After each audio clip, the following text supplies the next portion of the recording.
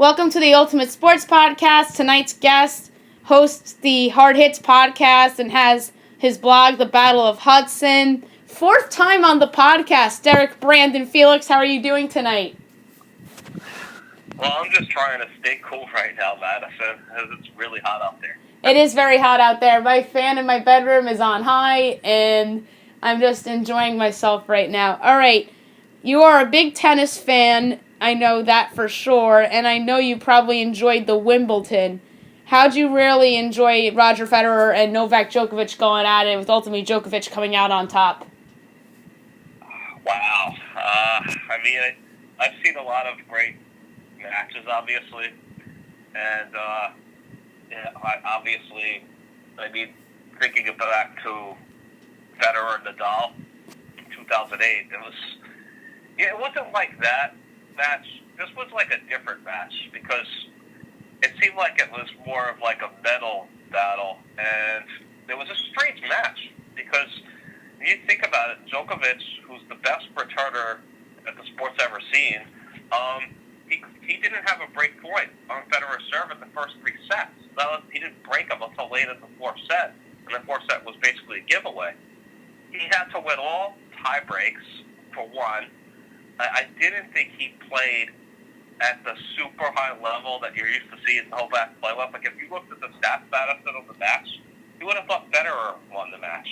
He had 94 winners. He had 62 unforced errors. Djokovic wound up with 56 winners and 54 unforced. Djokovic had 10 aces and 9 doubles, and Federer served like 25 aces and had 6 doubles. It is a weird match because, after Novak takes the tiebreak at the first set, you're kind of thinking that he's going to keep the momentum, and I don't know what happened in the second set. He had a meltdown, and Federer just took control, wins the set 6-1. Then the third set, which was, another set that led to a tiebreak, and I just think the difference in the match, I think Federer probably was better in this match, but Novak's just so tough in those tiebreaks. He plays those bigger points so well, and I can't think of another player that could save match points or championship points like Novak Djokovic. It was really something, and that last set was just epic. Yes, it was. History, 12-12, and then they go to a tiebreak, and Novak's just so tough. I mean, he just is. I mean, he's the most resilient. What makes him great is he's just so tough. He's so resilient. He just doesn't give in. And he doesn't give it in. So he had to hit that forehand winner. Don't forget, on that second championship point after Federer made an error, Federer came in. It was a little bit of a short forehand, and he just enough of an angle. But, I mean, I think the only thing Federer would have done different is he would have tried. He probably wishes he could have gotten an ace on one of those points. But, wow. Almost 5-hour match, and it was just phenomenal. I don't know what else to say. Yeah, that was a great match. One of the better matches I've seen in a final over the last couple of years. What about on the women's side? Simona Halep, she's certainly a tennis player, in my opinion, that's on the rise. A lot of people, including myself, thought that Serena was going to win that match. But no, Halep came out on top. So what did you make of the women's side of the Wimbledon this year?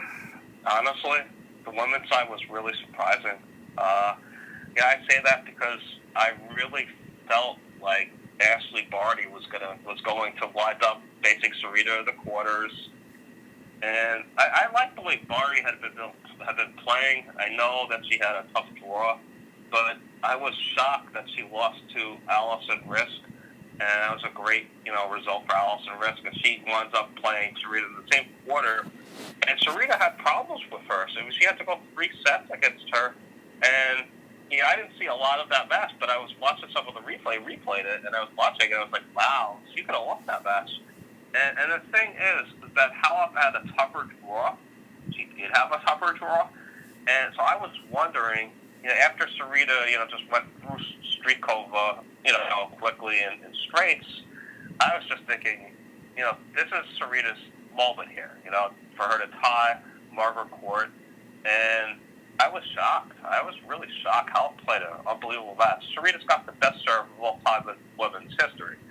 And she only had 2 aces. She had 2 aces to Halep's 1, and Halep returned really well. And I didn't know that Halep could actually play like that on grass, and full marks to her. That's her second Grand Slam, and wow, I don't think Serena will ever get a better chance. At least she had a great draw.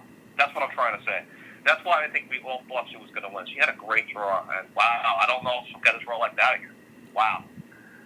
Yeah, I was very surprised that Serena did not win. Although credit to Simona Halep, she played a great tournament, let alone final. And another one that was impressive to me was Coco Gauff and the run she went on. I think she has a bright future ahead of her. What do you make of Coco Gauff?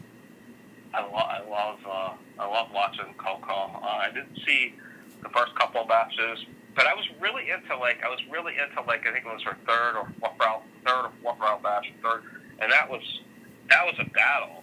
She had to come back, and I was like, wow, you could just tell this girl has. I mean, and when I say that, I'm not just saying it's not just about it's not just about that she hits like the Williams sisters. Like, she actually thinks out there.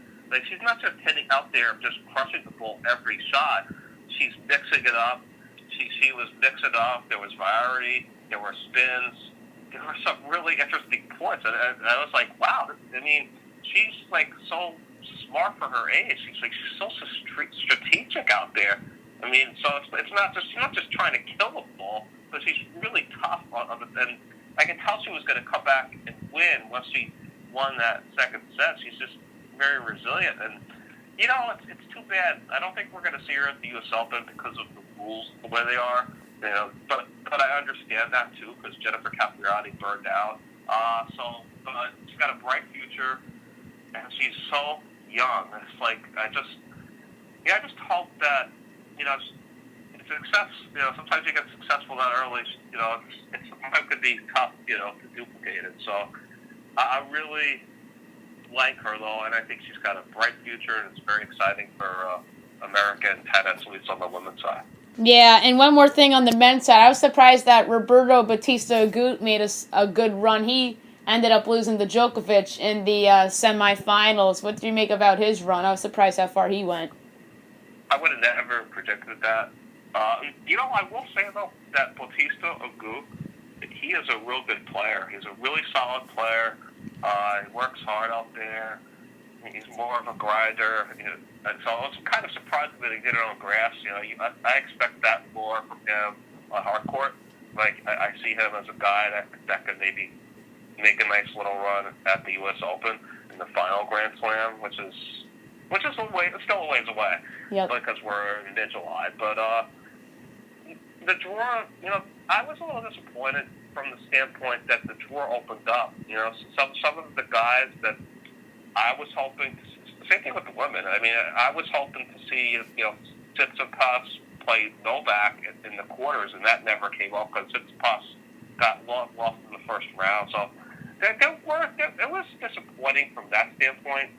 But when you could get at least from the draw standpoint, you could still get three. You could get the top three guys. And you had Rafa and Federer, and a great semifinal. And you had Novak actually had to go 4 sets against Roberto Bautista, and they played very similar length to Federer and Nadal. But Federer had to go for Nadal. Maybe it was a little tougher.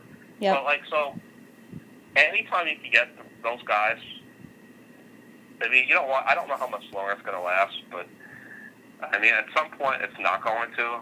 But when are these young players going to step up? I think Tsitsipas is a guy that will bounce back. I don't know about Zverev. There's some young guys there.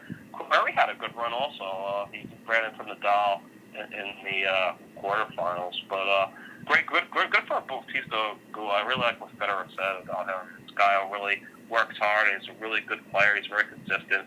So kudos to him. And kudos also to Alison Risk for the run that she had. Yeah, Alison Risk was great. I forgot about Alison Risk because I was so, enamored over Coco Gauff's run and Bautista Agut. But Alison Risk also went on a surprising run. We've had a couple surprising runs in these tennis tournaments this year. And then we have the the Open coming up at the end of August, so we'll talk about that once that gets closer. I haven't had you on since the off-season free agent / trade frenzies in both the NBA and the NHL. We're going to start at the NBA because that was where all the bigger things have happened. What was the best move of the offseason in your opinion by any team? Jeez, the best move. Oh, wow. Mine's obvious. You're probably gonna. I think yours probably is. Guess Kawhi. mine. Yup. Your boy, Kawhi Leonard. And Paul George, winding up there. They gave up a lot. They did. They gave up Alexander. And Gallo's more of an asset. They'll probably move him. Yep. The same way they're going to move Chris Paul. We understand. But I guess it's funny. It is really funny because I remember when that trade was made. And I remember your reaction. My reaction was the same. I was just like, holy bleep and bleep, holy bleep and bleep. I must have said it about 4 different times. So it was just like, that was my reaction at 2 o'clock in the morning. Yep. And they're breaking it on SportsCenter, and I'm just like, wait, is this really happening? And I was just like, I was floored by it. And then I was just like, you know what? That's the end of Westbrook. I call it Westbrook, but that's the end of Westbrook at OKC. I mean, they're going to have to trade him. And I jokingly texted my buddy JPG, who's all over the world, and I said, you know what the Rockets do? They should trade CP3, or I call him CPD, but they should trade CP3 for Westbrook. I jokingly said it. I was like, why not? I mean, and he's not a big Westbrook fan, and neither am I. But I was like, he's got more left. I mean, why not? They played together before, and lo and behold, what happened? Like a week later, not even. Traded for each other, and they get more first-round picks out of it. And I'm just like, wow, you got to be kidding. The team listen to me. I think there were some underrated moves, too. What do you think? Al Horford. Al Horford to the Sixers was a really good move. Adding him, I think that he adds a lot.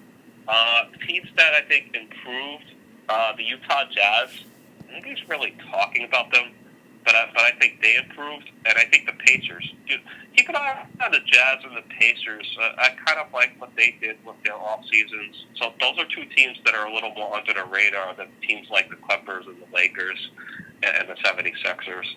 Yep. So those are teams to keep an eye on. Do you want to talk about the Knicks? I'm gonna save the Knicks for a couple minutes. I think we're in disagreement on the Knicks a little bit on things they did, but I like some of what they did, and I did not like what some things they did. We'll hold the Knicks for now. But it's funny because the worst move of the offseason, in my opinion, does not involve the New York Knicks. It involves the Phoenix Suns signing Ricky Rubio, 3 years, $61 million. I thought that was the worst signing of the offseason. Like, what the hell, Phoenix? I don't understand. I have a friend, one of my best friends, is a huge Phoenix Suns fan. He's been out to Phoenix. He's one of my brother's best friends. And he got him a KJ jersey once, and he's a huge Phoenix Suns fan. And I don't really understand. What they're doing there. It just seems like they're dysfunctional. We talk about the Knicks, right? Yep. and about them. And once it was obvious that they weren't going to get Kevin Durant, I was like, you know what? Just don't sign anybody, man, because I knew Kawhi wasn't coming here. I was like, you know what? And just build through the draft. What they did is they went for vets. But as far as the Suns, Rubio's past his prime, and the Suns used to be like the international house of point guards. They used to have every point guard, Madison, and they couldn't decide anything. But they even had Eric Bledsoe. He kind of turned out to be not as good, for the Bucks when they really needed him. But they had Brandon Knight at one point. Brandon Knight used to be good. Dragic. I don't understand. I don't really understand. I didn't understand why they traded down in the draft. I understand that Cam Johnson is a really good shooter. When they could have gotten Jarrett Culver, I probably would have kept that pick. I didn't understand that either. But then again, I don't know. The Phoenix Suns seem to beat to their own drum. Do you think that if they had a do-over, and I understand he was the consensus #1 overall pick last year, I think they wish they had taken Luka? Oh boy, I would have taken Luka. Now that you said that, I actually said that on my podcast a couple months ago because I was ripping the Suns about something. I forget what I was ripping them about. I think it was when they fired their coach after 1 year or something stupid that they did, and I ripped them. And then I think I said they should. Now looking back, they probably should have taken Doncic. Although I think Ayton will be a solid player, Doncic is special. Oh, I'm not saying that he won't be, but the one thing about big guys like him. And he got exposed. Remember when Arizona lost in that game to Buffalo, where they just exposed them and just ran them out of the building in the first round, or whatever, NBA second round, even though it's really the first round. And I'm just like, Aiden, if you in the current NBA game, it's once he's on switches, he can't guard those guys. I mean, he just gets taken off the dribble. So it's just. Wow, I mean, they could have had Trae Young. They would have verified Trae Young. Trae Young's going to be all world for the Atlanta Hawks, and the Hawks are going to be one of the more improved teams next year. And they might even challenge for the 8th spot. I mean, I think that it's really sad. The Suns used to have some teams. D'Antoni when he coached, they had some teams. Nash MVP twice, Amari, Sean Marion. I mean, the list goes on and on. I mean, they had some teams. They had some teams, and of course they had Barkley when he won MVP, when they lost the finals to Jordan, and who was it, Kerr, I think, that hit the winning shot. I mean, they had KJ, Connor Fitzsimmons, who was a great coach for the Suns. He's been gone since 2004. He must be rolling around in his grave. It's really sad. It is sad. That's the most dysfunctional team in the league. They're more dysfunctional than the Knicks, you're right. And a lot of people have said that. Like Bill Simmons, I listen to him very often. He really occasionally rips the Suns, and then he said, there's actually an NBA owner that's worse than James Dolan, and which is arguably true. Robert Sarver is horrible at owning a basketball team. The Suns, I do feel bad for those fans in down there in Phoenix. But yeah, the Ricky Rubio really signing was the worst. Too. They do. They have really good fans, and they've had a lot of great players over the years. I remember Tom Chambers when he played there, Dan Barley, Thunder Dan before he went to the Heat. I mean, they've had a lot of really good players over the years, and it's a shame. That's the only thing left I can say about it. Would that be your pick for the biggest loser of the NBA offseason, or do you have the Knicks or somebody else? I'm thinking, biggest loser of the NBA offseason. A lot of people say it's us, the Knicks, but I mean, once it was obvious, and it was becoming obvious to me even before the offseason, that with all the Irving rumors to the Nets, that, it was starting to become obvious. So I can't call them the biggest loser. I mean, I just feel like the Suns are a team that they don't know what they want. They don't really know what they want. You watch other teams, right? Yep. You have the Miami Heat. They get better, right? They're trying to make a trade for Chris Paul. I don't know if it's going to help or hurt, but they're getting better. The Lakers. Even though I think some of the moves they made, I'm not too crazy about Rondo being back for 2 more years, and I'm not crazy about DeMarcus Cousins. I don't know how he's going to do. I know he's losing some weight, and that's good. So it's like, but these other teams, they're getting better. They're making moves to be competitive, and I don't understand what's really going on. I don't understand what's going on there, so it's very confusing. What I thought was an underrated move by the Lakers? What? Not really getting talked about a lot. I think you said something about it when he signed with them. Quinn Cook was a good signing by the Lakers. I thought so, too. He'll help them. Yeah. He definitely will help them. Look at the way he played when he came in, when they needed him to come in. Don't forget, he had that Duke pedigree. And it seems like the one thing I'll say about Golden State is, all their players were ready to play. So, and Quinn Cook. Well, I know their point guard situation's a little crowded. Alex Caruso is another guy that actually played well for the Lakers down the stretch. But you don't find Quinn Cook not to play, and Quinn Cook's more athletic than Alex Caruso. And Quinn Cook coming off the bench could help them. So, I mean, these teams are all getting better. And I don't write off. One thing I'm going to just finally say is don't write off I wouldn't write off the Blazers yet. I still think they're going to be pretty good. I still think the Nuggets, I'm not ready to write them off yet. It's just that the competition is so much better now. The West is going to be crazy. The West is going to be insane. I agree with you about Portland. I agree with you about Denver. I wouldn't write off those two teams either. I think Denver's going to be great in the regular season. I think Portland's going to be very good in the regular season. I agree with you on Utah. Lakers, some of their moves I think were better than given credit for. I don't mind the Rondo move as much as you do because he's somebody that's been in big games before and he's somebody that is a good passer. Like, I don't mind Rondo that much. The one I really don't love is Contavious Caldwell-Pope. I'm not a huge fan of him, although he's somebody that is pretty streaky. Yeah, they gave Caldwell-Pope that contract. Yeah, I mean, I never really understood that move to begin with. And so, I mean,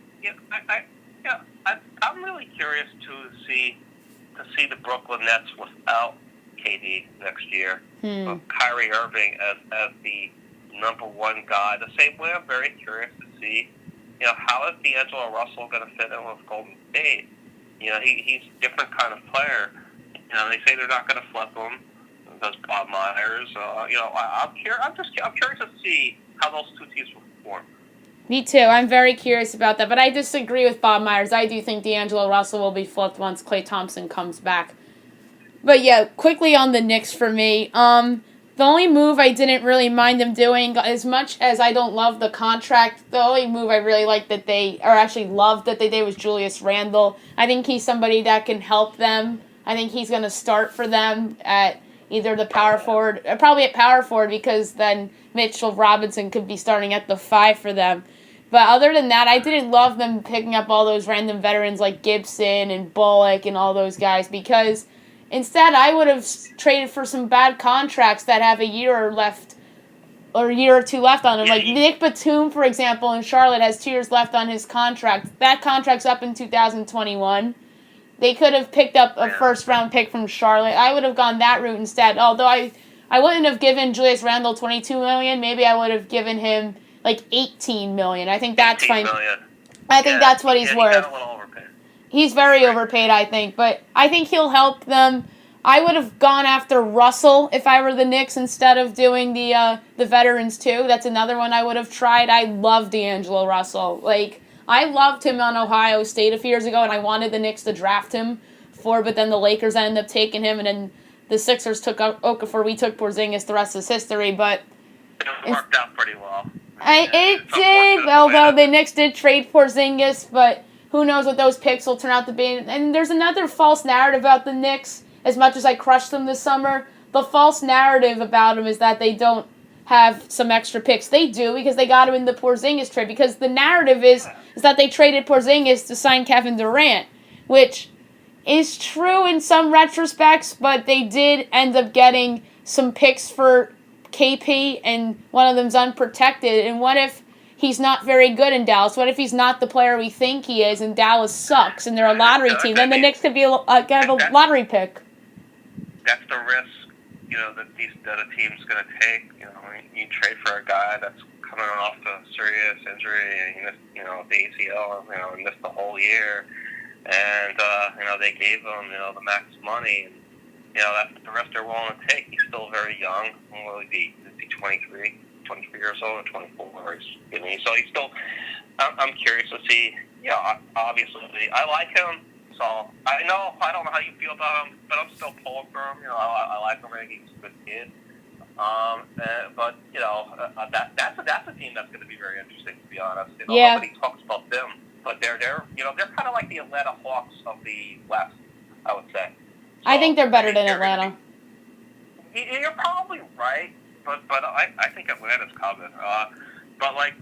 So I'm curious to see what happens there. In terms of the Knicks, the only thing I really don't understand is it felt like they were giving too many contracts to veterans. Like, all right, Alfred Payton, okay. I mean, Alfred Payton never really got an opportunity to be the guy. He was even, I think it was with Felix, too. Wasn't he with Felix as well? Oh, my God. They've had everybody. I mean, I didn't think the Knicks know who Payton is. Scott Perry does because he drafted him. Yep. And Alfred Payton, he can put up solid numbers, in the backcourt. It's just it's very crowded. Like Taj Gibson's a solid pro. They got to give him a 2-year contract. He can make the mid-range shot.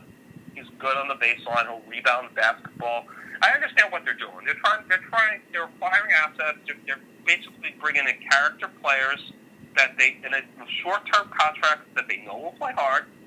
Then they could always move a lot of these pieces. Julius Randle's a little different. He was a 7th overall pick, and he missed basically his whole rookie year with the Lakers. Then the Lakers just decided to rescind him, and then he winds up having a big year, the breakout year with the Pelicans.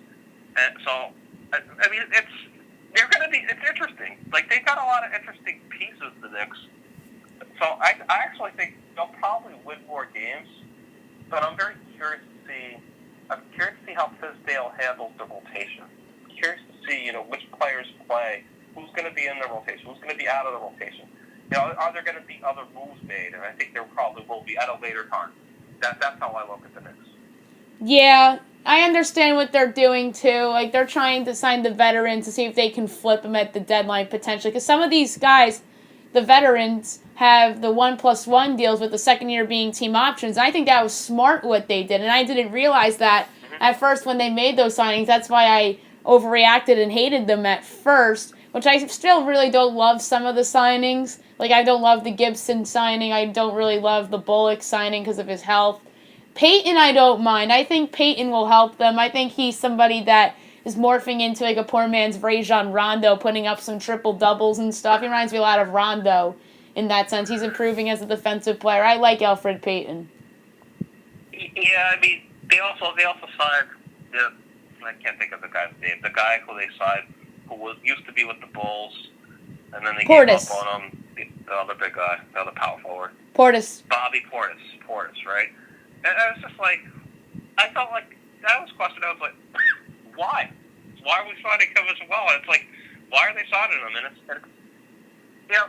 I felt like you a little bit. I was like, we're signing all these guys, and everybody's laughing at them. And then I started to reevaluate it, and I'm like, well, I started to reevaluate it, and I'm like, all right, these aren't, like, they're not committing long term. They said they weren't going to go, for second tier guys, and they did. So the Reggie Bullock move, like what they do, they redid his contract because of the injury risk. Yeah, because of health issues. They gave him, I think, the mid-level exception, and then they paid Marcus Morris the 1-year deal. And that was a signing I liked. I liked Marcus Morris's deal. Yeah, I mean, I don't have any issue with that.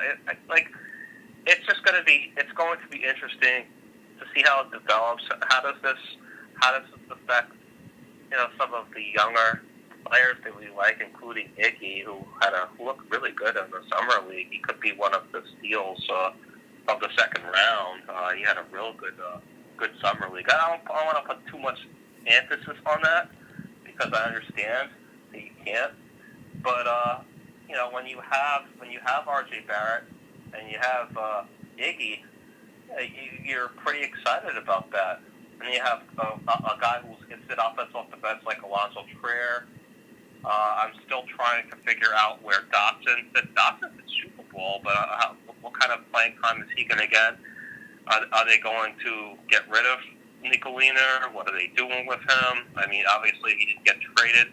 I mean, so there's a lot of, it's like I'm trying to figure out where every piece is. We know where Mitch Robinson is, right? We're pretty excited about him. We think he's going to be a defensive player of the year because he can block shots and he's terrific, he's terrific at protecting the rim and he's going to finish. We know, so we're excited about him. We're excited about R.J. Barrett. There are good young players on this team as well. So I'm just curious. I'm very curious to see, Kevin Knox as well. I want to see him get a little stronger, but But if Kevin Knox could get a little more consistent, he could be a player as well. So, how is it going to, how's it going to mesh when you have some of these vets in? That's my curiosity. So, I think there's a little more pressure on Fizdale in terms of how he manages this. Oh, I agree with you. I agree. There's a lot of pressure on Fizdale. And then we were talking about the Knicks. I made their loser case from a standpoint is that they should have gotten some bad contracts and picks rather than sign the veterans. That's my case for them being a loser. But the obvious winner of the offseason, we just talked about it with the Clippers and Kawhi Leonard and Paul George. Yes, they gave up a shit ton for Paul George, but it's going to be worth it if they win the title within the next 2 years, which I think that's a really realistic outcome for the Clippers. Do you agree with me that the Clippers are the winners? And the honorable mention being Brooklyn. I definitely agree with you on the Clips. And if you're going to do it, the time to do it is now for them. Obviously they're battling with the Lakers, but the Clips, they've got the better roster. Oh yeah. They were a playoff team. They got the better coach. Much better coach. And I'm not knocking what the Lakers did. I'm not trying to do that at all.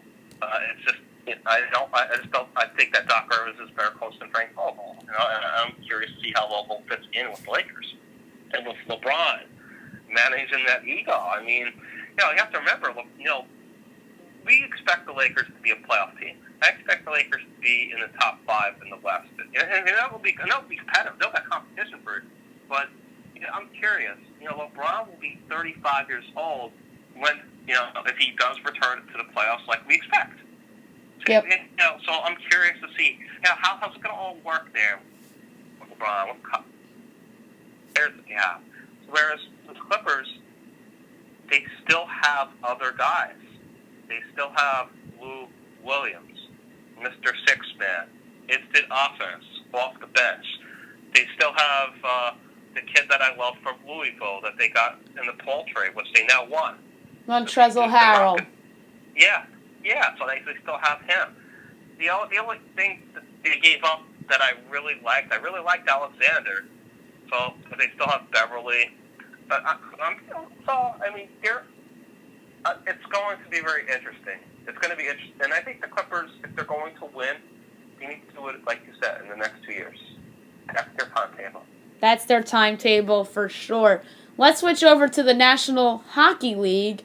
We're going to start with the best move of the offseason. I think you know what I'm going to say. What's your pick for the best move of the offseason? Best move of the offseason? I might go with something different.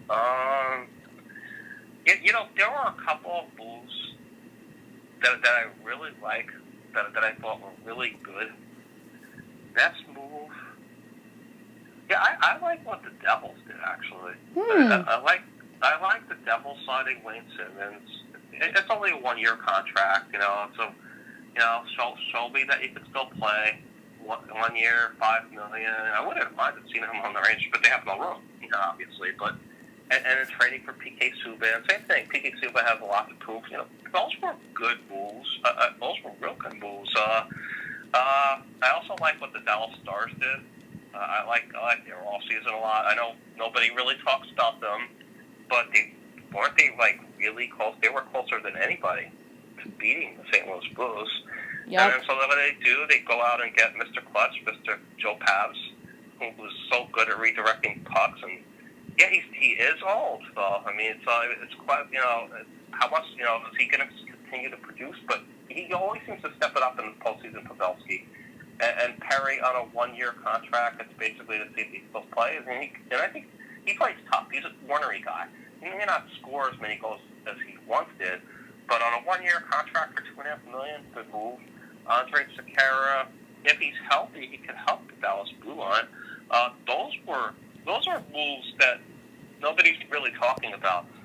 The Rangers have had a really good offseason. I'm sure that's where you're probably going to go with Artemi Panarin. Yep, that was my pick. They went a little high in terms of the payment. I don't think he should have gotten $11 million to begin with, but he got 11.6. But that's the deal. That's the deal. These unrestricted free agents, especially the top tier guys, you're going to get overpaid. It's just part of it. And the Rangers trading for Trouba. Yeah, I think the most interesting thing for me at least with the Rangers, is to see what happens as far as what else they're going to do.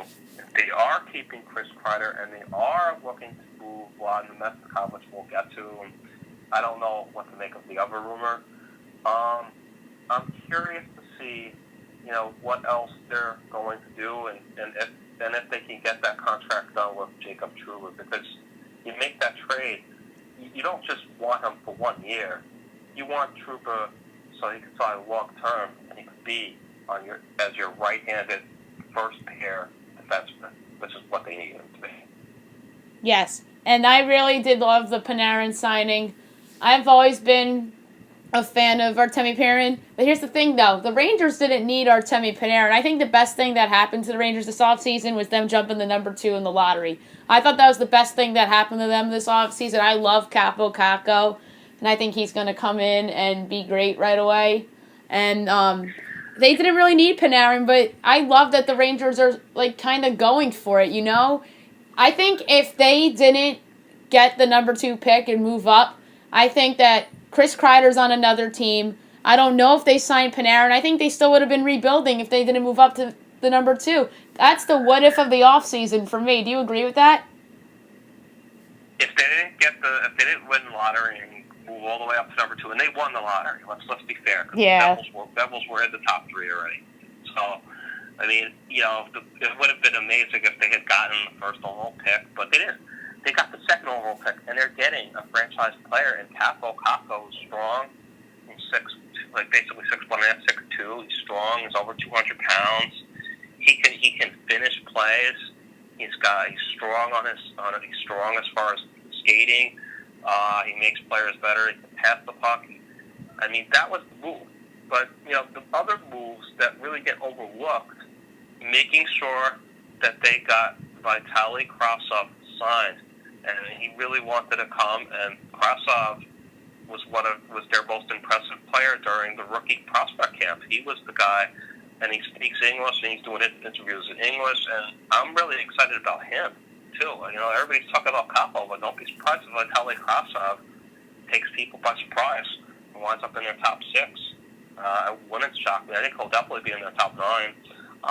Signing him, getting Shesterkin signed, even signing Yegor Rykov, who they got from the Devils in the Grabner trade. Yep. Just adding another guy, to some of the guys that are going to compete for that blue line. Libor Hayek being one of those guys, Ryan Lindgren. And in the long-term future, we know Keandre Miller is going to be probably that top pair, first pair defenseman, after his second year of school. So there's a lot to be excited about with the New York Rangers. Oh, I agree. Yeah. I mean, in terms of, teams that mystified me, I have to take a look at the team that's in Brooklyn that's going to wind up in Yonkers eventually. And then that would be the New York Islanders. Because the Belmont, I meant. The Islanders, at least they were able to re-sign Anders Lee because he was loyal, and they were able to re-sign him, but, swinging and missing on Panarin, as Lou did, mishandling the whole thing with Robin Leonard, and then Leonard basically just stuck it to Lou. They offered him 2 years for the $5 million average, and he goes to the Blackhawks in a very unique situation where they have Corey Crawford. He's in his last year of his contract. He's had some concussive issues, and he goes there for 1 year. So even though the Islanders did, they were able to re-sign their other guys, Anders Lee, Jordan Everly, Brock Nelson, I didn't like the Varlamov move. I understand they got the Russian and KHL, but I feel like the Islanders kind of took a step back, and I'm not sure if they'll be in the playoffs next year. I think the Islanders are the worst of the 3 Metro teams. I think both the Rangers and the Devils have supplanted them this offseason. How about you? Wow. The one thing I will say, I want to be fair here, they still have Barry Trotz as their coach. So that's the one thing I'm going to say. Barry Trotz is a hell of a coach. Nobody expected them to be a playoff team last year. I'm curious to see. Varlamov's a guy that he's streaky. He can play perform very well. Why did they give him 4 years? I didn't really understand that. And he's a guy who also gets hurt. So don't forget they have Bryce for one more year. So I'm sure what they'll do is they'll have them as co-goalies. And so a lot of them won't have to have a heavy workload, Madison. So that's actually important to them. They still have a good defense. They still have Matt Barzal. They still have Anders Lee. And Brock Nelson, who will have to duplicate what he did, and Josh Bailey. But I'm just... I think when you look at the Rangers and Devils did, and then, of course, the Rangers added Capo, and they're also going to add Kravtsov. They're going to get two. They're going to have two guys. They're going to have both those guys on their roster. That's scary. And they're both going to be good. I think they're both going to be good right away. Then the Devils getting Jack Hughes, and they're adding PK Subban. I mean, yeah, they've had much better off seasons. I mean, there's no doubt about that. No question. I'm going to mention the Carolina Hurricanes because I actually like their off-season spin. Oh, okay. They should have signed. They should have signed Sebastian Aho before Montreal gave them the offer sheet or whatever. But you knew they were going to match. And I hate all those bonuses up front. But they're the same thing with Panarin, basically. It's just teams will front load the contract. They'll try to circumvent the cap. That's what they do. So that was a but they were always going to bring him back. I'm curious, and they also just signed Ryan Dzingel. I think Dzingel, he didn't sign for a lot of money. I think that was a good addition. Justin Williams is their captain. He still remains unsigned. I'm sure that if Justin Williams wants to return, that he'd probably come back to Carolina on a one-year deal. I'm sure they would love to bring him back. I don't know what the cap situation is. I can look it up. But I'm sure they would love to have their captain back. But that's a team. That's a team that I think is going to be good again. And I actually think they're going to make the playoffs 2 years in a row, something that they haven't done in a long time. Not since, I think, like the early 2000s when they got eliminated by the Devils I think in 2001 when the Devils went back to the Cup. And then the Hurricanes beat them in 2002 when Kevin Weeks stood on his head. That's the last time I think they made the playoffs back-to-back years. Wow, that's a long time. That's the team I'm looking at. Yeah, Carolina had an underrated offseason. I agree with you there. I was surprised you mentioned them. I'm going to do my winner and loser real quick. My winner, team-wise, we haven't talked about them yet. It's the Colorado Avalanche. I absolutely love what they did this offseason. Drafting Bowen Bryan 4 overall, courtesy of the Ottawa Senators, sending him that pick for Matt Duchene. And then I like their other draft pick, too, Alex Newhook. That was a nice pick. I didn't mind the trade for Nazem Kadri. He's going to be their number 3 center for them. I really don't mind them shipping out Tyson Barrie because, like I just mentioned, Bowen Bryant's going to come in, and they already have Cale Makar, and then that kid that they got, Samuel Girard, he came over in that... Samuel Girard. Yeah, he came over in the original Duchesne trade, the 3-team trade with Nashville. Nashville. Yep. Yeah. You're right. They are winners. They're winners. I think Toronto also. I think they had a good offseason. Toronto had a great offseason. So it's like, Colorado. Both those teams they went for need. All right. Yep. Colorado needed a center. They needed somebody to offset. Take some pressure off Nathan McKinnon. Nazem Kadri can come in there. And he can do that. And his contract, I think, is another 2 years, and it's $4.5 million. So it's a nice contract, if you think about it. And, they give up a lot. Absolutely. I mean, Tyson Barrie became expendable because I think he's entering the last year of his contract, and Toronto needed a guy like that. They needed to add a guy like that, a top pair guy who could play power play and do all those things. And, they'll be, imagine him with Riley, with Riley as well. I mean, Morgan Riley, that's scary, having those two guys on the blue line. And, they also got Alex Kerfoot in that deal, too, Toronto.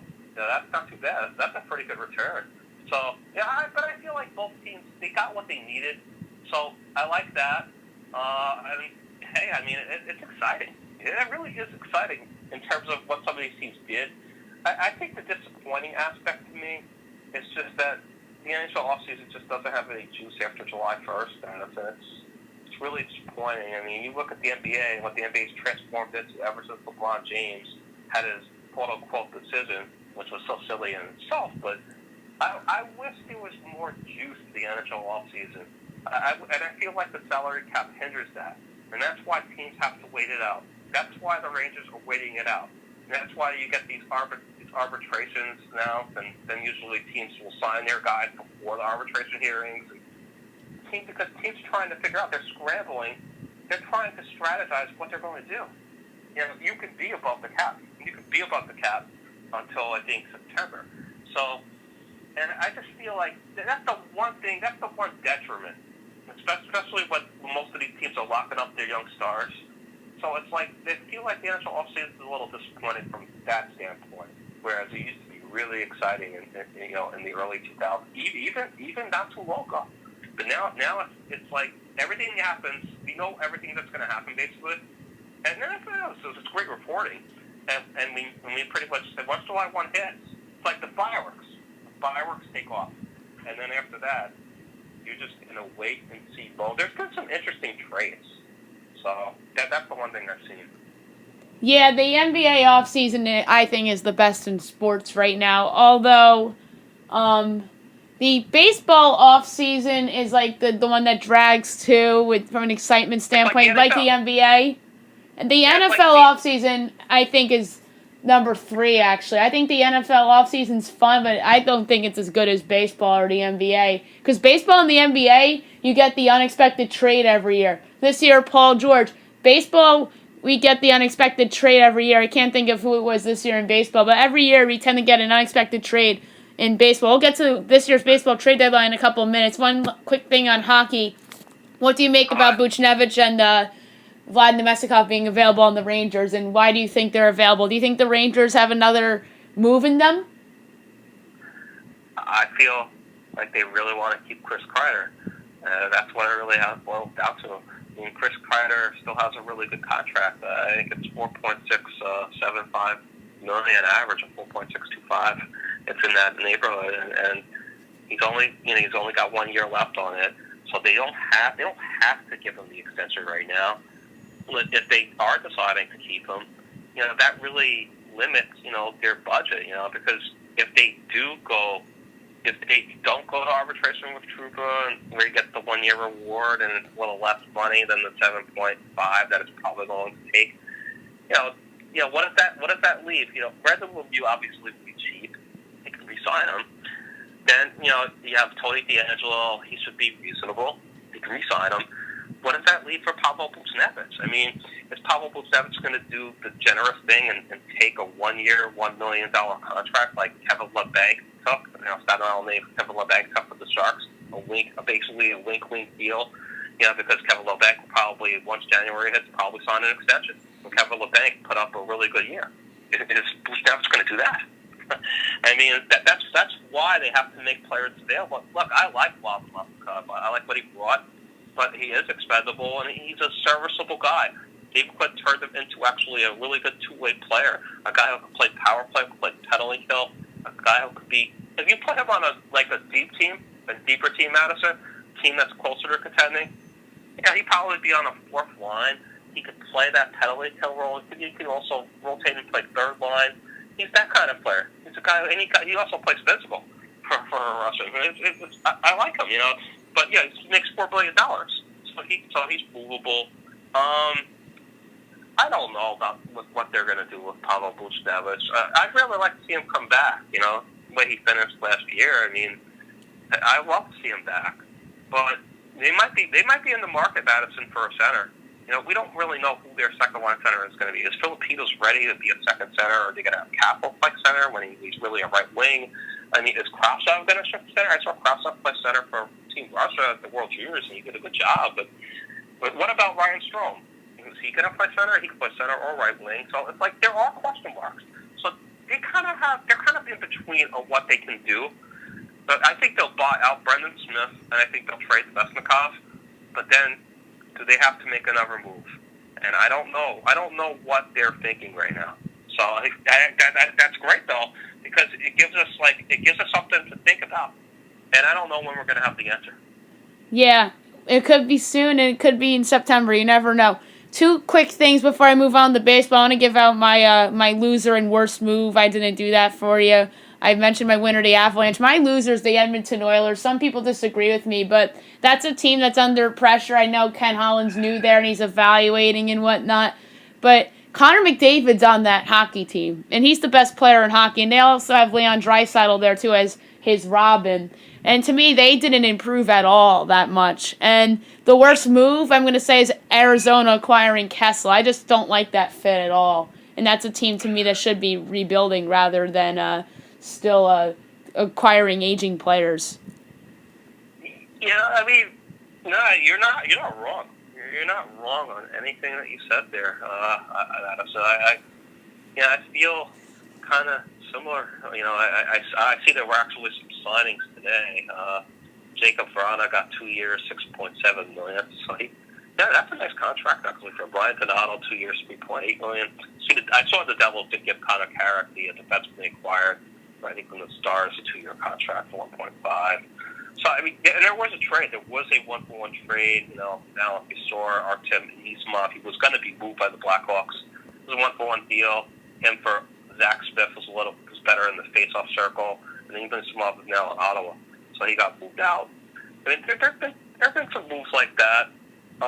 The Oilers, I don't really get like the whole why they signed Mike Smith. That was their move basically, right? And so I didn't really understand that as well. And the Cam Talbot, it's almost like they got traded for each other. Because Cam Talbot went to Calgary. So they're both in Alberta still. And now you have Mike Smith, the Edmonton Oilers, and you have Cam Talbot with Calgary. And Arizona, I feel like both them and the Sabres, those are two teams that have been disappointments in terms of this offseason. And Arizona's a team that can get better, obviously. They should improve. I think Stepan will bounce back. I think he played hurt last year. But, Arizona has no cap space, by the way. They really don't have any cap space. So it's the Kessel move. I think they made that move because they needed to help. They needed to fix their offense. That's the only reason they did that. Kessel, he can put the puck in the net. It's just, who's going to play with? Is he playing with Derek Stepan? Stepan's not the skater. I mean, or maybe Nick Schmaltz. Nick Schmaltz would be a better fit. Nick Schmaltz comes back healthy. Nick Schmaltz will put up good numbers for Arizona, especially. What I would do? They need a speed line. Kessel's not a fast skater, but Schmaltz, maybe having Schmaltz with with Clayton Keller, who they have to basically extend soon, and Kessel, that could be an interesting line. The offense is the reason that the Coyotes didn't make the playoffs last year. They got the goaltending. That goaltending thing is going to be very interesting with them, too. So we'll see what happens there. Yeah, and good call on Buffalo. I didn't even think about them in terms of a disappointment in terms of the offseason because they still have some pieces on their roster. I like their long-term future better than both Edmonton and Arizona. I'm not sold on Buffalo's goaltending. Don't get me wrong about that, but I just like Rasmus Dahlin and Jack Eichel more than... I know Edmonton has... I get it. Edmonton has McDavid and Draisaitl, but I don't trust their goaltending or defense. And Arizona, Clayton Keller, in terms of, I know Stepan you think's going to bounce back. I do too. But other than all that, but I just like Buffalo. I think they're in the better spot long term than those two other teams. Maybe I just didn't think of Buffalo as a disappointment. That's why. I guess I forgot. They did make that one good signing. I think it was a good signing. As long as he stays healthy, hopefully we'll have any more concussions. This was Marcus Johansson getting 4.5 AAV over 2 years. So it's a good move because they need supporting guys. They need guys that can put the puck in the net. And Marcus Johansson, had a good playoffs. So that was a good move. Trading Alex Nylander to the Blackhawks for Andre Yokoharu, a young Finnish defenseman. I like that swap too. The Buffalo Sabres, they're trying to improve their defense as well. So, those were two under the radar moves. I'm interested to see how Timmy DC fits in. They're trying to. I see what they're trying to do. I guess you know what it comes down to. They don't really have a lot of room unless they move. Rasmus Ristolainen, he's been rumored to be moved, and he still has been moved. And they've got a logjam at defense, Madison. Yep. They got a whole bunch of guys like on their right side of their defense, including Rasmus Ristolainen, Bogosian if he comes back healthy, and he's got 1 year left. Marco Scaldello, who they got him Wild a year ago. Colin Miller, that was a good move. Yeah. Getting Colin Miller was a good move. Yeah, that was a good move. Montour for getting him from the Ducks. I feel like, you know what, if I'm them, the future on my defense is basically, it should be, they still have to re-sign Jake McCabe, and I think I would re-sign him. Rasmus Dahlin obviously headline it. Armand Jokiharju, and Montour and Miller. Those are the guys that's like the big part. They should try to move Rasmus Ristolainen's contract. That's what I would try to do. In terms of the goaltending, oh man, I mean, this team is in dire need of a number one goalie. And until they get a number one goalie, they will not be a playoff team. They also need Tage Thompson to perform a lot better. I'm curious to see how Dylan Cousins will do, but he's hurt right now, obviously. So they don't know when he'll be back because he had an injury. But Dylan Cousins was their first round pick, and so there's guys that will need to improve for them. There are, I think I touched on a couple of them, and Casey Middlestats, another guy. Yep. That is another guy as well. So they're like a team that's in transition. That's what I say about Buffalo. Yeah, I think they're a good goalie away from being a playoff team. I really, really like their roster other than their goaltending.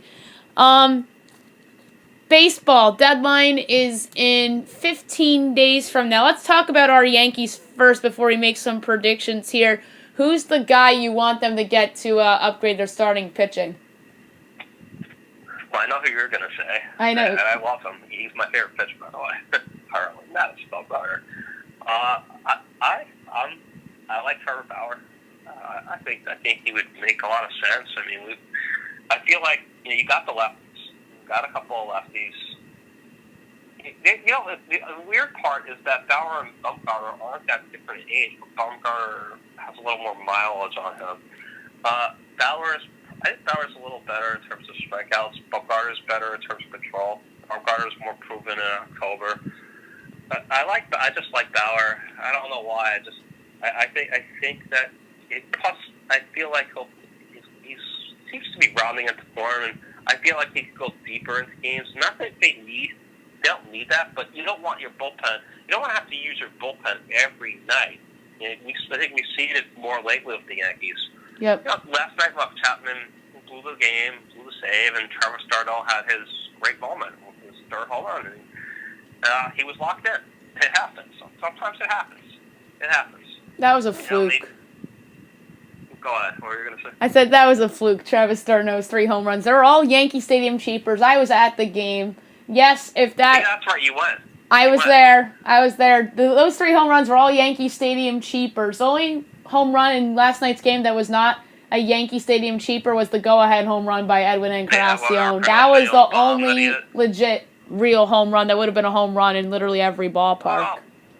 Well, that's the one thing I will say, though. We're Yankee fans, so we know all about Yankee Stadium home runs. I go back to Derek Jeter, the whole Jeffrey Mayer thing. Yep. We know what Yankee Stadium home runs. I remember, a guy that used to always get Yankee Stadium home runs, Mike Stanley. Yeah. The guy who was the catcher before Joe Girardi. Mike Stanley would always go. He used that opposite field. He would use that short porch with his righty bat, and that was one of the guys that I think popularized the whole thing. And he was a righty bat, and you have to give Darno full credit. I mean, he did not chase the pitches in the dirt, and he just had a great game. And Darno's been a much better player with the Rays, than he was with the Mets. So it's strange the way things work out. I mean, I like Trevor Bauer. I said that. I think Cliff Frazier. I'm sure they would love to get Cliff Frazier back. I don't know. I mean, I know you want Bumgarner. All right. So, do you feel like Bumgarner would put them over the top, or do you feel like they need to add one more piece as well? Where are you on that? I think Bumgarner Bumgarner, wherever he goes, I think is going to absolutely thrive. Especially if he goes to the Yankees. I know there's no chance in hell he goes to the Dodgers, because the Dodgers would never trade with the Giants. The Astros, he would thrive with them. Minnesota, I think, would need more than just Bumgarner. I think Bumgarner would absolutely thrive on the Atlanta Braves. I think he'd absolutely thrive on the Cubs and put them potentially over the top. But back to the Yankees for a second. I think they need an ace. I mean, I'm banging the door for Bumgarner because of his October experience, and I just have a funny feeling he's going to be rejuvenated on the contender. I'm not a big analytics person. I'm more of a gut person, and all the analytics stats are against Bumgarner. But I just think that him on a contending team would bring a lot out of him. So wherever he goes, I think he's going to absolutely thrive. And I think the Yankees could use one more bullpen piece in case Dylan Betances is not back. And then I think they're set. I think that Cash knows what he's doing. I believe in Cashman. Will I be disappointed if they don't land Bumgarner? Yeah, but you never know. I've been wrong before. I was the one banging on the door for Sonny Gray 2 years ago, and we all know what happened with Sonny Gray. So, He became not so sunny. And I think he became not so sunny, exactly. Now he's sunny again. Now it's warm and sunny in Cincinnati. It's as warm as it is here. I mean, it happens sometimes. It happens. The only thing that concerns me with Bad Bum, he's basically a 100 to 105 pitcher. Well, there's nothing wrong with that. I mean, his control actually has been much better this year. I didn't realize that his walks, per 9 were a lot better than they used to be. It had been. But, and he's still striking out, a little over, a batter per inning. The one thing about Bumgarner is just that sometimes, because he still gets his strikeouts. He will sometimes tend to use a lot of pitches, which is why sometimes he's done after 5 innings or comes out of the game, in the 6th inning. Maybe part of that's because he pitches in the National League. Don't forget. Yep. And Bruce Bochy, was managing his last year, future Hall of Fame manager, has done a really good job with the Giants. They've actually quietly got back in the wild card race. They've been playing a lot better lately. He's actually got more bullpen pieces than he used to have. So that part of it is probably strategic as well. That Bumgarner doesn't, go more than usually 5 or maybe 6 at the most. But I guess the one thing is I feel like the Yankees do need that one guy. They could use that one pitcher that can give them 7 innings. And we've seen on occasion Tanaka can. We've seen that he can pitch well in October. Yep. Paxton, after he gets off the bad start, sometimes can. That's your case. That's your argument for Bumgarner. If he could be economical with his pitches, then he can give you 7 innings. Or the same thing with Trevor Bauer, because Trevor Bauer is very similar. So and that's the advantage that Houston have. They have those gunslingers because they don't have a strong bullpen, but they have Verlander. He's getting a little long in the tooth, but he can still go out there and give them 7, sometimes even 8 if necessary. And they have Garrett Cole as well. So and I feel like because you don't want the Yankees bullpen. We know what they have there. You got Chad Green, and he was really good in the opener role. You've got obviously Zach Britton, and he's real good in that setup role and can close on occasion. You got Chapman. You've got who am I leaving out? Canely. Of course, Ottavino, and he's been a huge key for them. If they had one more guy, if one more guy was a little more dependable, and I can think of two pitchers that I'm thinking of, but they have one more guy, and Severino even offered to possibly come back out of the bullpen. I don't even think Severino's coming back, but strange things happen. I'm hoping that Betances will come back. I'm hoping that will be their big off-season addition, their big addition after August. That's what I'm praying for. I think they're both going to come back, and I think that Severino, although he offered to come out of the bullpen, I think they're better off with Herman coming out of the bullpen because of his innings limit. I'd put Severino back in the rotation where he belongs. Have Herman coming out of the pen for September and October. Jordan Montgomery, don't forget about him. I think that if he comes back, he's going to be a possible sub-starter or relief guy, like how Mike Montgomery used to do it with the Cubs and Adam Warren with the Yankees. By the way, I hated that trade for the Cubs. What did you make of that Mike Montgomery and Montero or Maldonado swap? That's just getting some insurance. I know Martin Maldonado is not gonna knock the cover off the ball. He's not gonna hit home runs like Caratini. He's not gonna do the same thing that Wilson Contreras can do, which is hit the ball out and play, solid catch. But, Martin Maldonado, I think, is just a good defensive catcher. He's a good defensive catcher. Yeah, and Montgomery will always be remembered by Cubs fans for getting that save. Was it a save? It was a save because Chapman, it was the rain out, and then the Cubs took the lead in the top of the 10th, and then Montgomery closed it out. I wouldn't have traded Montgomery. Yes, he's had a bad year and has been injured a lot. I wouldn't have traded him. I think that the Cubs paid a heavy price, sort of, for a backup catcher. And, a backup catcher for them. I know Contreras is on the DL, so he's their starter right now. But I think that the Royals should flip Montgomery again, and they could get something for him at the deadline. Because Montgomery's a lefty, too. Yeah, I think that somebody can use him. I think he'd be great on the Astros. If I'm the Astros, I'd see what the Royals would want for Mike Montgomery if I'm Houston. Houston needs pitching. Or the Indians, who are in desperate hire, or Red Sox, or who are both, fighting, for that, second wild card right now. We are in that wild card with Oakland. Tampa Bay. You're right about that. I was going to say, I like your idea of the big old Herman to the bullpen. And maybe, just manage Severino if he does come back and make him a 5-inning pitcher for now and just make sure, because obviously you don't know what you're going to get from him. The one guy I did forget was Tommy Kahnle has come back and had a really good year for the Yankees, so that was the other guy that I left out of the equation. Yeah, he's had a great year. If there was one other thing I was going to say, I can't remember what the heck it was going to be. You think of that, and then maybe I'll... I got it. I know what it is now. Shane Green. I think that teams will definitely call him. I think the Yankees should call the Tigers up as well.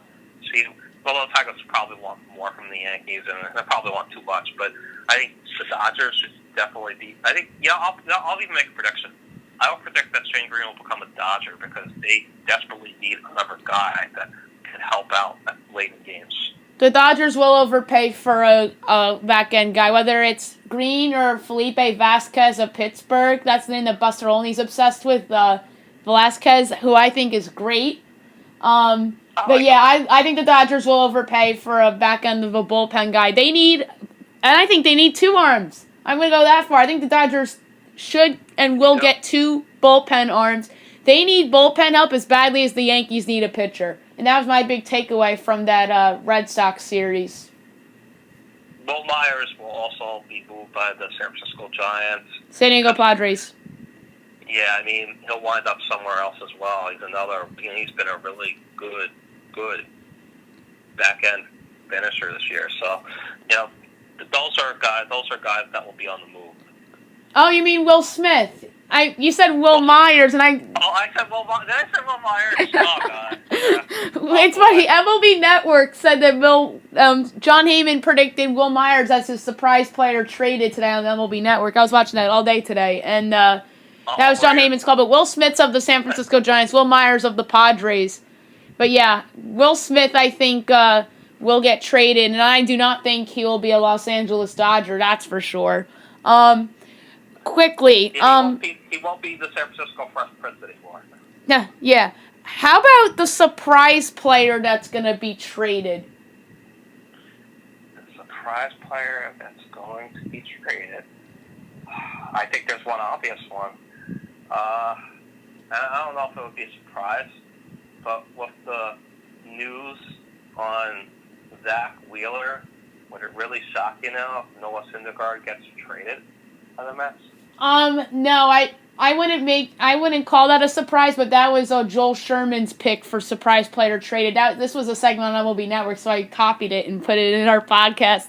John Amon said Will Myers, and Joel Sherman said Syndergaard. So you agree with Sherman? I think Syndergaard, somebody could overpay for him. I don't think that they'll do it, but I wouldn't rule out the San Diego Padres for him, even though they're sort of out of it in the National League. Or not really out of it, but they're under 500. No way the Yankees trade with the Mets because they wouldn't even trade us Jay Bruce or Neil Walker. How about CeCe? 8-pitch, 1-2-3 inning. Yeah, I mean the game just started, didn't it? Yeah. Wow, is it that time already? Wow, that's crazy. This has been a lot of fun. Surprise player that could be traded. I'm thinking maybe somebody on the Chicago Cubs. If the Cubs continue to be up and down, I think Theo Epstein has hinted that, they might be active and somebody could get traded there. Addison Russell? But Addison Russell wouldn't be a shock because it's like he's not playing every day and they're basically logjam there. And that's what Ben Zobrist is still away because of the distraction off the field with his soon-to-be ex-wife, and she cheated on him, and, I don't want to talk about that. Yeah, that's a mess. Whatever. Yeah, I mean, I feel, but they have a logjam there. Jason Hayward's actually had a bounce-back year. I don't know if they would trade him, though. I know his contract is pretty high. I don't think the Cubs are going to be a seller. If anything, I know what you're trying to say. They could move a piece to get a big fish. A name you didn't mention that has not seen the field for the big league club this year. Don't forget about Ian Happ. Whatever happened to that guy? Oh, my God. I totally forgot about him. One of my good friends is a Cubs fan, and I don't think I've mentioned his name to him all year. I'm going to see my Cubs fan friend later in the week, and I'll ask him about Ian Happ. I think that could be the name the surprise name that could be moved. That's currently a Chicago Cub, but I can see him being moved in a package for a reliever or a starter. The Cubs and Will Smith, I think would be a good match. Ian Happ to San Francisco with a couple other pieces for Will Smith. If the Giants could get an Ian Happ for that, I'm sure they would deal over it. Because Ian Happ is a former first-round pick. I mean, I know that he didn't have a particularly good second year, but this is a guy who could play to the outfield. He could play some second base. I'm sure teams would probably love to get him. I'm looking at his year right now in Iowa, Pacific Coast. The power's still there. And the walks are okay, but the strikeouts are still high, and the batting average is still under 250. And that's in AAA. So, wow. And I think part of it is too they had a logjam. That logjam probably is part of why they added David Delcapsel also, who they signed. That was part of it, and they knew Addison Russell was going to come back. So it basically became a numbers game for him. But yet Ian Happ, he might be on the move. You might be right about that.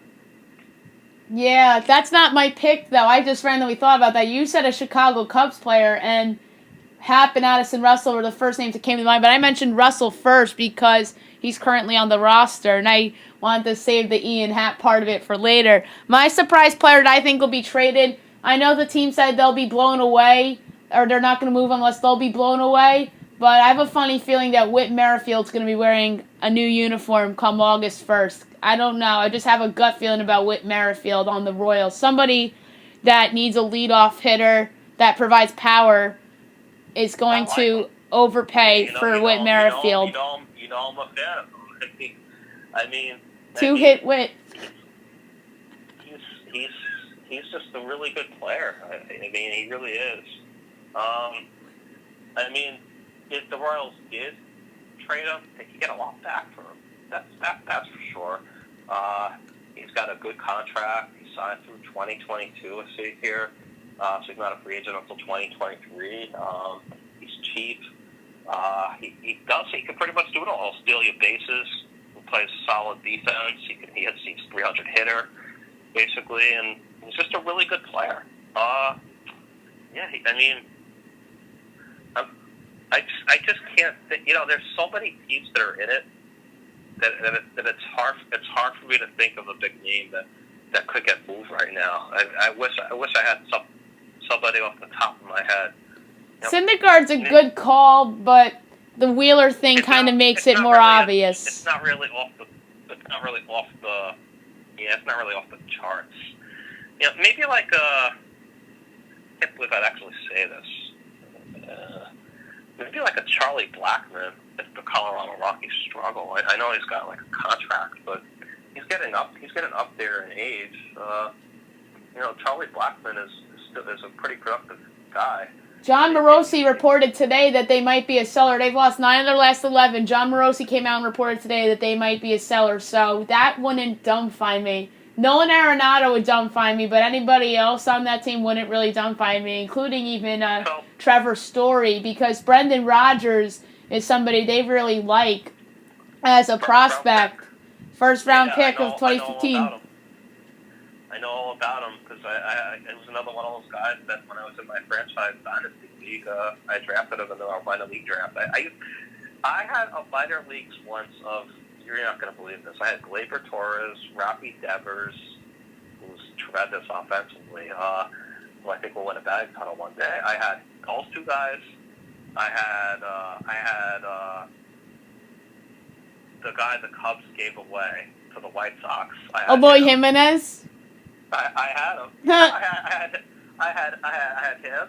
I had those two guys, and I had the guy that you just mentioned. Colorado, Brendan Rodgers. I had all those guys. Oh my God! If I had stayed in the league and I didn't trade those guys, I could have had a great team. That's a great team. But yeah, the Rockies, I wouldn't rule them out. Another surprise name that I think could move, by the way, John Gray. Speaking of the Rockies, he's having a little bit of a bounce back year on the Rockies after being demoted to AAA last year, and he's actually been solid, and I won't be floored if somebody overpaid and went for John Gray. So that's another interesting name that could be on the move. I'll throw a name out there, and this is only if they fall out of contention, because he's having a really good season. And it's funny how it works out. Leads the AL and wins. Lance Lynn would be a guy that would probably be moved if Texas Rangers fall out of it soon. But I don't know if they would move him right now because they're right in the middle of it. I think Texas is gonna sell and buy potentially. I can see them buying like mediocre-ish guys that I think teams are willing to dump, and at the same time I can see them trading away like Sin-Soo Choo and some of their relief guys, but no way they trade like Joey Gallo or Mike Minor. And here's the other wild card with the Rangers. They're moving to the new ballpark next year, so I don't think they're going to trade away any of some big names. I think they want to keep some of their big names on their roster. So I wouldn't really rule out them trading Lance Lynn, but at the same time I can see them keeping Lance Lynn because of the idea of them moving to the new ballpark and them trying to be good right away in the new ballpark. I wouldn't rule the Rangers out in terms of making a big splash in free agency this winter. If they were smart, I definitely see what you're saying. I was thinking of the Oakland Athletics. I'm thinking about them. I was thinking more about them. Elvis Andrus is having another really good year. He's a very underrated player. Nobody really talks about him as a shortstop. But Oakland Athletics, right? The A's. They've got they got a young prospect that's kind of blocked right now because the A's made that trade in the off season. They made the trade. They have Marcus Semien, of course, plays shortstop, and then they also picked up Jurickson Profar. Right, Franklin Barreto. Franklin Barreto is kind of blocked, so I could see maybe the Oakland Athletics maybe making a trade. I mean, that wouldn't surprise me. The A's do those that kind of things too. That's another guy that's going to be a piece, I think, potentially, rather than like a shipper kind of seller player. I think he's going to be like an Ian Happ type that could be a piece to something bigger. The Homer Bailey move, I think that the Royals did a good job getting back a top 20 prospect from the A's system, by the way. And by the way, the Sox getting Andrew Kashner. Kashner's been hot of late, and that's what improved his trade value. But the problem with the Kashner acquisition is that he sucks against the Yankees. He actually pitched better against the Yankees this year, but I'm not too concerned about that. I mean, I understand why they made the move. He's a righty pitcher. He's a veteran. He's pitched better this year, so they made a move. They made a move that they think can help them. So I mean, it's not the kind of move that's really going. I don't see that having like a huge impact. I'm not even sure the Red Sox are going to make the playoffs unless they fix their bullpen. Because I look at the teams that they're going up against. I think Oakland's got a better bullpen than them. The Indians is kind of similar. If the Red Sox make the playoffs, it's going to be because of their offense. Yep. It's going to be because of their offense. Maybe Chris Sale has a better second half along with Porcello. That's what they really need to happen. Mookie Betts is due for a run. Yep. He's overdue for a run. Well overdue. By the way, he's well overdue for a run. Do you have like a biggest disappointment this year? Just the biggest, like a guy, like a star player, biggest bust that you can't believe is not doing better this year? It's Mookie. It's no doubt about it. It's Mookie. Mookie still gets on base. I'm gonna go with Paul Goldschmidt. I think the Cardinals were expecting a lot more than what they're getting out of Goldschmidt. He's got one less home run than Christian Walker, who replaced him at first base. And I think he has. I think Luke Voigt has more homers than Goldschmidt too. Isn't that shocking? That is surprising. That's a really good call. I didn't even think about that one. I thought about Mookie because he's on the defending champions and he just won the AL MVP. Absolutely. That's why I thought of Mookie right away when he said that. Yeah, I mean, that should have better numbers than he does. I agree with that.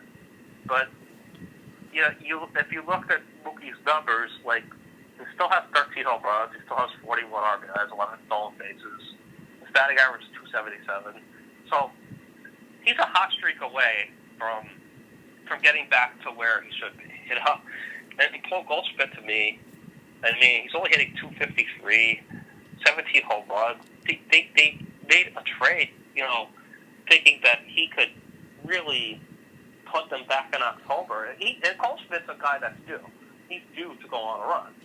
So I feel like he's a huge disappointment this year. That's a really good call. Yeah, I mean, we could have said Bryce, but Bryce is slowly starting to come around. I forgot about Bryce. I think the Phillies are just an overall disappointment. The Phillies are an overall disappointment. Last game was the ugliest game I've seen them play all year. I was watching it on, I got my phone a little bit. I was following that game for reasons that I really shouldn't be following that game, but I was following that game, and I was very disappointed in the Phillies' effort, considering that the Dodgers overused their bullpen in that Red Sox game on Sunday night. And one last thing before we go, the Open starts tomorrow. Who's your pick to win it? Golf Open. Wow. The British Open. Oh, man. Well, I know who everybody is going to pick. So I don't want to be too predictable on that. I'd really like to see win. I'd like to see Phil win. I know he said he took off 15 pounds, but I don't think he'll win. A lot of people are picking Rory McIlroy. I mean, everybody's picking him.